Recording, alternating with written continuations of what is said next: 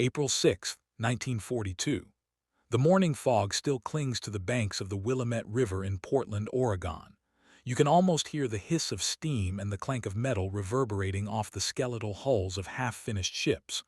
Workers in oil-streaked overalls sprint across scaffolding, their boots pounding like a drumbeat of urgency. Somewhere nearby, a welder's torch sparks, sending tiny stars into the gray dawn. The air tastes of salt, sweat, and something electric: anticipation. The Liberty ship program is behind schedule. Every Allied convoy waiting for vital supplies, tanks, ammunition, and food depends on these steel giants, yet the average construction time is a staggering 230 days. The Axis powers are advancing, submarines prowling the Atlantic, and the clock is a merciless adversary.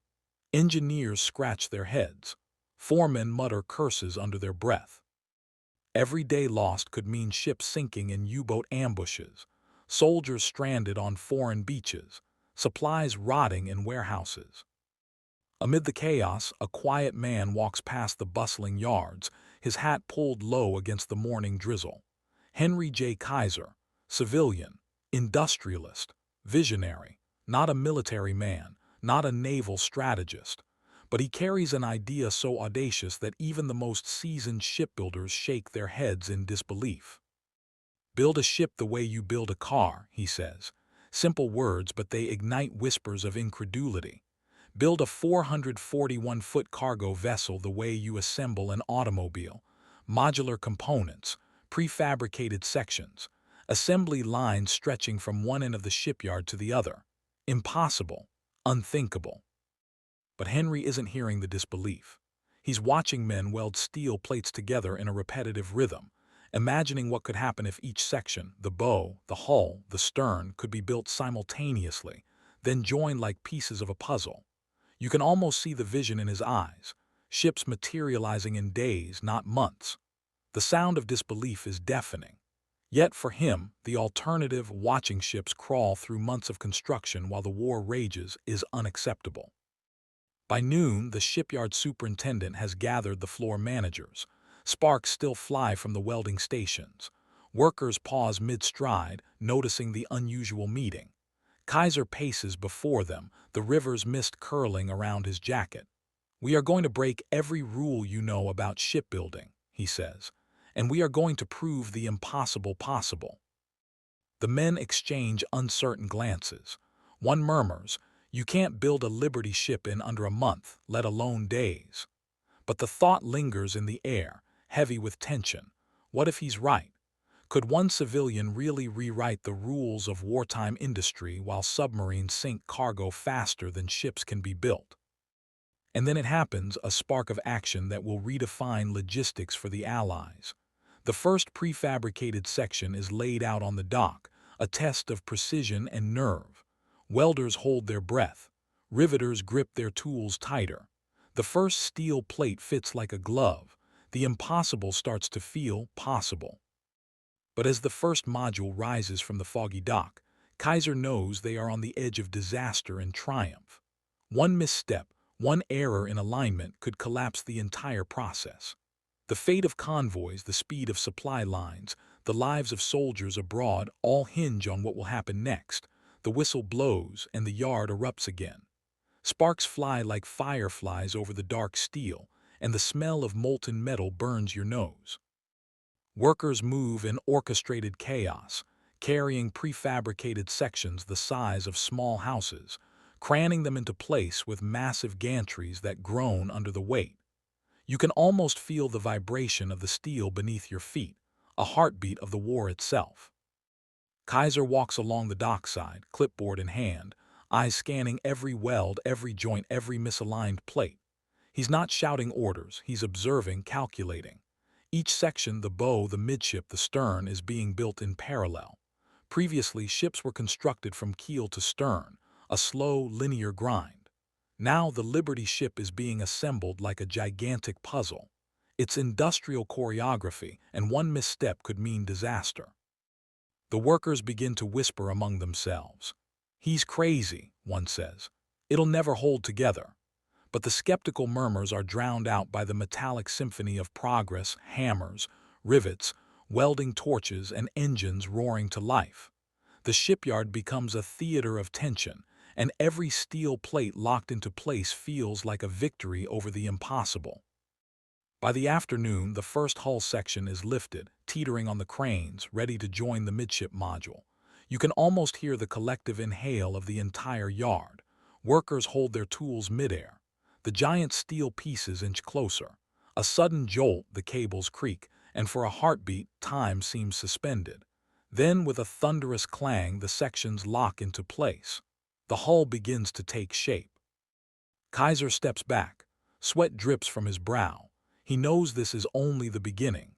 The real challenge lies ahead, welding the sections quickly and perfectly so that the ship can withstand ocean storms, enemy torpedoes, and the weight of thousands of tons of supplies. One error, and the ship could crack like an eggshell at sea.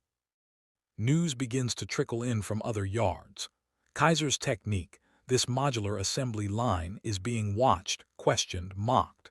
Yet the whispers of doubt are slowly replaced by awe as the first ship, still under construction, begins to resemble a complete vessel in record time. The impossible is no longer just a vision. It is happening before their eyes. And then the unthinkable occurs. The ship, still incomplete, is floated for the first time. Workers hold their breath as it touches the water. It floats perfectly. Not a wobble, not a tilt. The shipyard erupts in cheers, but Kaiser remains calm, already thinking 3 steps ahead. If this works, 4 days could become the new standard. 4 days to build a ship that once took 230. But with every victory comes pressure. Can the workers keep up this pace? Can the modular sections be mass-produced without mistakes? And most importantly, how will the Axis respond once they realize a new tide of Liberty ships will soon flood the seas? April 15, 1942. Just over a week since the first hull sections met, the Liberty shipyard hums like a living machine. You can almost hear the rhythm, the squeal of rivets, the clanging of hammers, the hiss of welding torches, a relentless heartbeat driving men and machines forward. The fog has lifted, revealing the vast expanse of steel and scaffolding stretching to the river's edge. At first, the foremen could barely believe their eyes. Ships that would have taken months are now emerging in weeks. Entire sections built simultaneously, then joined with precision. Create a vessel in record time. Workers who once scoffed at Kaiser's idea now move with reverent focus, their movements synchronized like dancers in a mechanical ballet. "It's impossible," murmurs one welder, yet he tightens the last bolt with trembling hands. And yet, it's real. By the second week, the first fully assembled Liberty ship, the SS Robert E. Peary, nears completion. News spreads fast. Engineers, military liaisons, even journalists arrive to witness the feat. The ship is massive, 441 feet of welded steel, yet the construction has taken just 4 days from keel laying to launch. Cameras click, but no lens can fully capture the disbelief painted across the faces of onlookers. They came expecting failure. They leave in awe. Kaiser, however, doesn't celebrate. He watches the ship slide into the water, knowing that this is just the beginning of a revolution in industrial warfare. The Allies now have a logistical weapon no one foresaw, an endless tide of supply ships that could reach Europe faster than U-boats could sink them. In Berlin, intelligence officers scratch their heads, unable to understand how American shipyards suddenly seem to defy physics. Inside the yard, the workers feel a mix of pride and exhaustion. Every module, every weld, every rivet has been a race against disbelief, against human limits, against the ocean itself. You can almost feel the weight of the moment. History doesn't wait. But here, in the mist over Portland, it bends to human ingenuity. And yet a shadow lingers.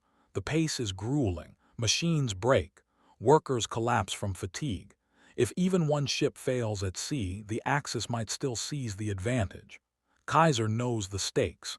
Each day, the Liberty ships will be launched faster and faster, but the question remains: can this unprecedented speed be sustained without catastrophic mistakes?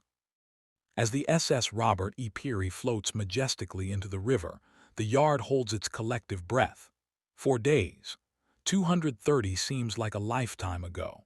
And yet, something even more incredible is about to unfold, a secret trick, a hidden method that will shave production time further and change the course of the war forever.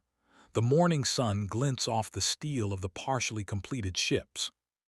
Workers shuffle into position, some rubbing tired eyes, others already immersed in the choreography of construction.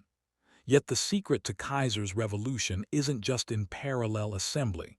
It's in the hidden innovation tucked into every corner of the yard. Kaiser had realized something the skeptics didn't. Waiting for each step to finish before starting the next was a waste of time.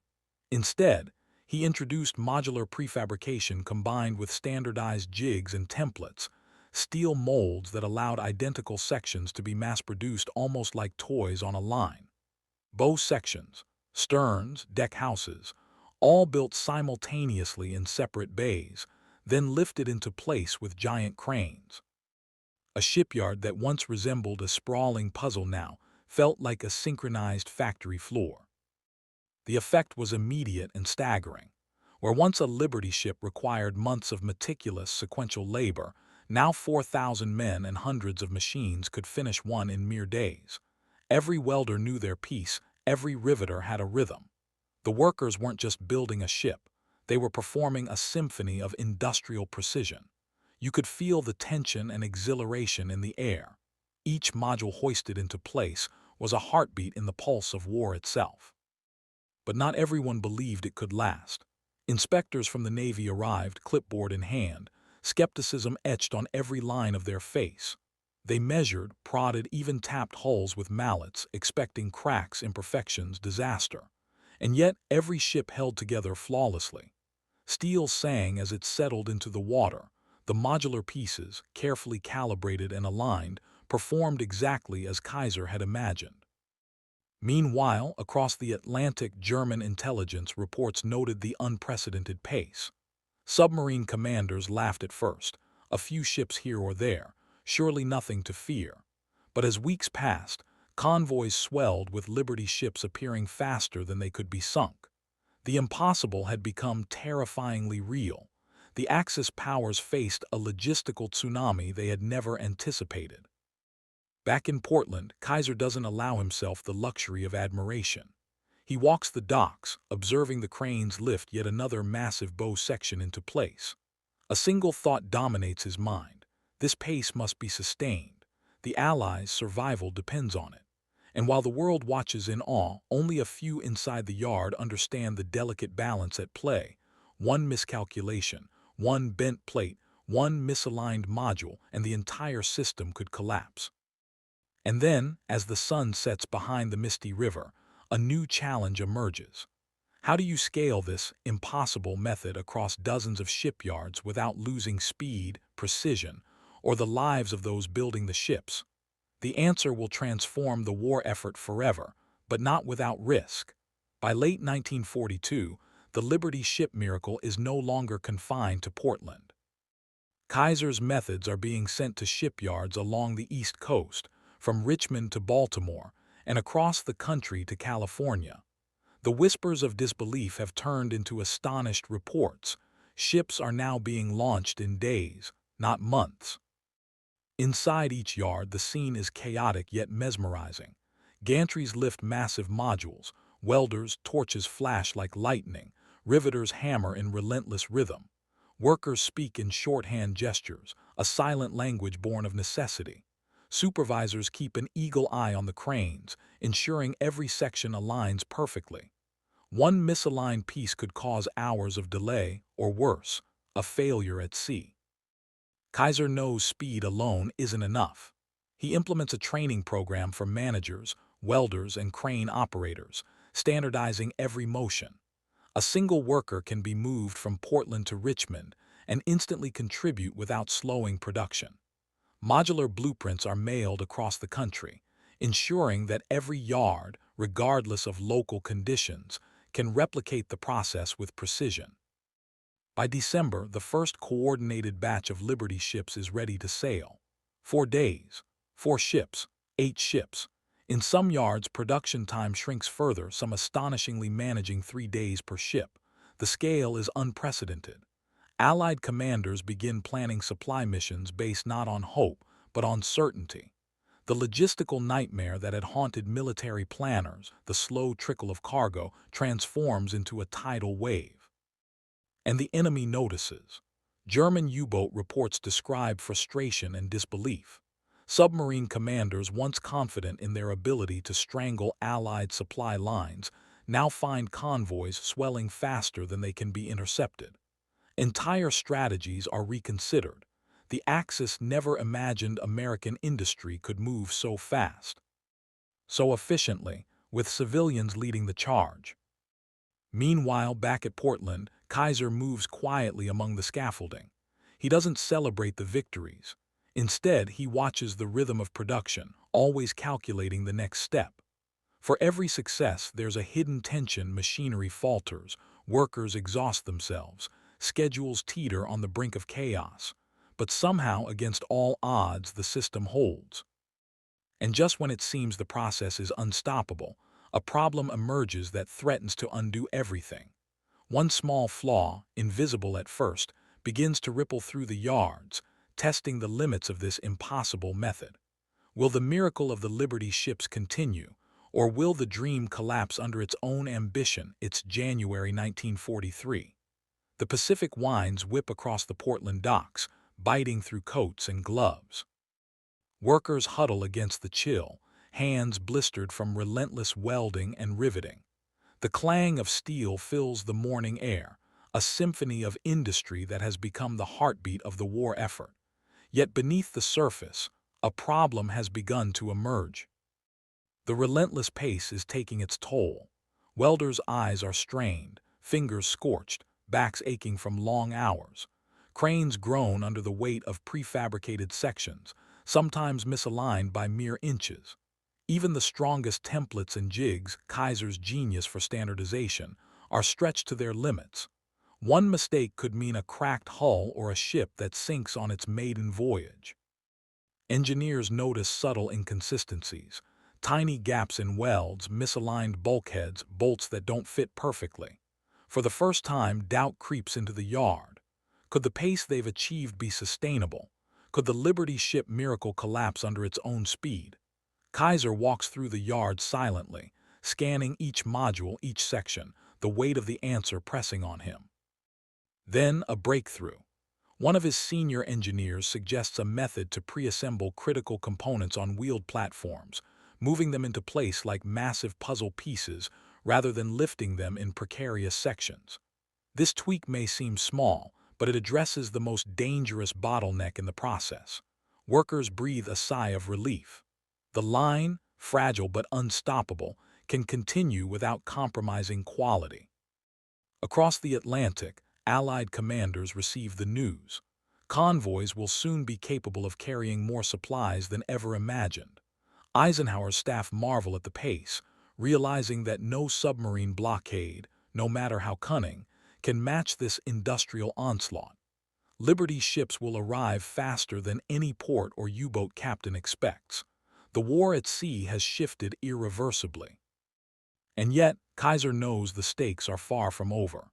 Each day of success hides the constant threat of error, fatigue, and equipment failure. The Axis has no idea what is coming, but the race against time is relentless. 4 days per ship is no longer impossible, it's expected. But expectations can crush even the greatest innovation if a single flaw slips through.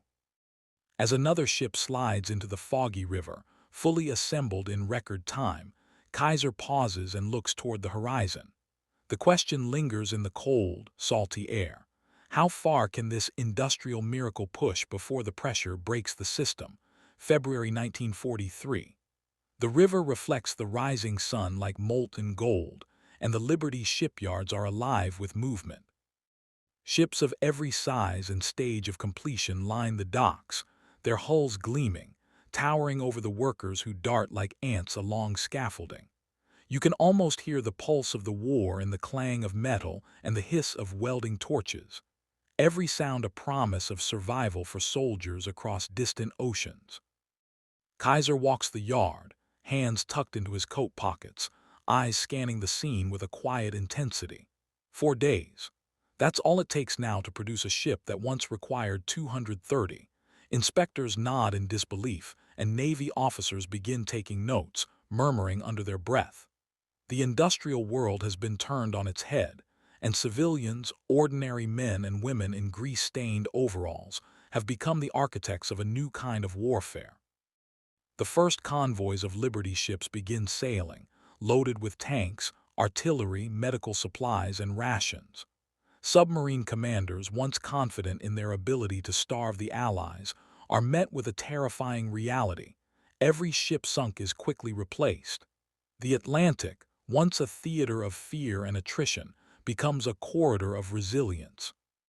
Inside the yard, the human story is no less dramatic. Welders, riveters, crane operators, all are pushed to the edge of exhaustion. Yet there is pride in every strike of the hammer, every hiss of the torch. They know that each ship floating down the river could save 1,000 lives. The tension is palpable. One misstep, one misaligned plate, one fatigued hand could ruin it all. Kaiser stops by a recently completed ship and runs his fingers along the cold steel. He can feel the weight of history pressing down, but also the promise. The impossible has become reality. Allied planners begin to coordinate invasions and supply missions with a confidence that would have been unimaginable a year prior. Liberty ships now arrive faster than German U-boats can react, and the tide of the war slowly begins to turn. But just as victory seems within reach, Kaiser knows the war isn't over. Every ship that leaves the yard is a target, every convoy a gamble. And somewhere across the Atlantic, enemy strategists are frantically trying to understand how American civilians, ordinary people with ordinary tools, have rewritten the rules of naval warfare.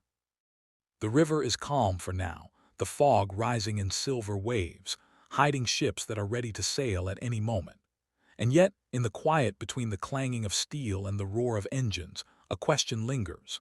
Can innovation alone win a war, or will the relentless pressures of battle and human endurance eventually be the true test? March 1943. Across the country, the Liberty ship miracle spreads like wildfire. Shipyards in Richmond, Baltimore, and Los Angeles have adopted Kaiser's modular assembly techniques, prefabrication methods, and rapid workflow systems. Each yard hums with the same mechanical symphony: sparks, hammers, cranes, and the synchronized footsteps of thousands of workers. The rhythm of war has shifted. Allied commanders begin to notice a staggering change in logistics.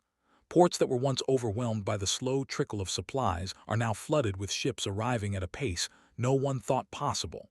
Tanks, ammunition, medical supplies, and food surge across the oceans, reshaping the strategy of every theater of war. Convoys that were once easy targets for U-boats now arrive faster than German submarines can intercept. The Atlantic, long a deadly chessboard, now favors the Allies. Kaiser's innovation doesn't just impact the ships themselves, it changes the people who build them. Workers gain confidence as they master new tools and techniques, realizing that their efforts are altering the course of the war. Foremen develop an almost instinctive sense of timing and coordination, moving modules like pieces in a giant puzzle. Every ship launched reinforces the belief that ordinary humans, given ingenuity and organization, can achieve the extraordinary. Across the ocean, Axis intelligence begins to panic. Reports arrive in Berlin describing the seemingly impossible pace of American shipyards. Every convoy sunk is replaced almost immediately. Submarine commanders can no longer rely on attrition. The flow of supplies is relentless. The Allies' industrial capacity has become a weapon as formidable as tanks or battleships. Back in Portland, Kaiser watches as another ship, already prefabricated and assembled, floats majestically into the river. Workers cheer, exhausted yet exhilarated. He knows that each vessel represents more than steel and rivets. Each ship is a lifeline for soldiers in North Africa, Europe, and the Pacific. And yet, a new challenge waits. Sustaining this pace while maintaining quality and safety, ensuring that these miracles don't become tragedies.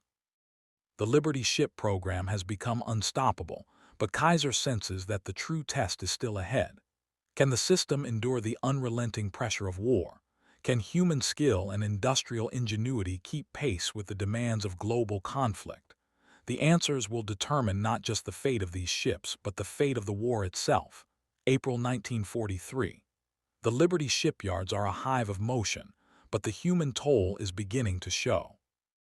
You can see it in the lines etched on welders' faces, the blistered hands of riveters, the exhaustion in crane operators' eyes.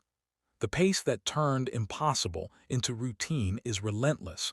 4 days per ship leaves no room for rest. You can almost feel the tension vibrating in the steel, the weight of urgency pressing down on every worker. Kaiser walks among them, his eyes scanning faces as much as steel. He knows the miracle comes at a price. Injuries happen, fatigue mounts, mistakes are a heartbeat away. And yet, the workers press on, driven by the knowledge that every ship they complete may save thousands of soldiers' lives overseas. They aren't just building vessels, they are building hope. Inside the yards, small moments reveal both courage and strain. A young welder catches his sleeve on a hot torch, jerking back, but returns to work minutes later without complaint. A crane operator pulls a massive bow section into place with millimeter precision, sweat dripping into his eyes, hands trembling, yet refusing to stop. Ordinary people are performing extraordinary feats, their determination fused with steel and sparks. And then a near disaster. A partially assembled hull wobbles precariously as a crane cable frays. Shouts ring out. Workers scramble, but precision, training, and teamwork save the day. The ship is stabilized, welding resumes, and the yard exhales collectively. It is a reminder that even miracles teeter on the edge of catastrophe. Kaiser pauses, realizing that the greatest innovation is not in machinery or techniques, but in the resilience of the human spirit. Industrial ingenuity alone cannot sustain the miracle. It is human determination, courage, and sacrifice that keep the Liberty ships flowing. Every bolt, every rivet, every spark is a testament to that resolve. Across the Atlantic, the enemy remains unaware of the cost behind the speed. Submarines continue to sink ships, unaware that for every loss, a new Liberty ship has already taken its place. And yet in Portland, a silent question haunts the yard. How long can human endurance hold up under this relentless pressure before the miracle itself begins to crack? May 1943. Dawn breaks over the river, turning the water into molten silver.